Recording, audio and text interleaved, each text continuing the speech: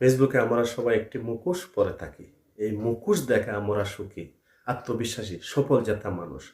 কিন্তু এই মুখোশের ভিতরে সত্যিকারের মানুষটা থাকে একেবারেই আলাদা। কেউ বড় ছবি দিয়ে দেখা জীবন কত সুন্দর, কেউ বড় স্ট্যাটাস দিয়ে বোঝাতে চায় আমি ভীষণ শক্তিশালী, কেউ রিল দিয়ে প্রমাণ করতে চায় আমি খুব খুশি। কিন্তু বাস্তবতা হলো জীবন তো আর ক্যামেরার ফিল্টার মেনে চলে না। জীবনে দুঃখ আসবে, কষ্ট আসবে, সমস্যার পড়তে হবে, এটাই সত্যি। ফেসবুক শুধু সাহায্য করে মানুষকে লুকাতে, কিন্তু ইচ্ছে করলে এটা এমন জায়গাও হতে পারে যেখানে থেকে মানুষ অনুপ্রেরণা পায়, যেখানে কেউ কারো পাশে দাঁড়ায়, যেখানে একটি লাইনে কারো মন ভালো হয়ে যায়।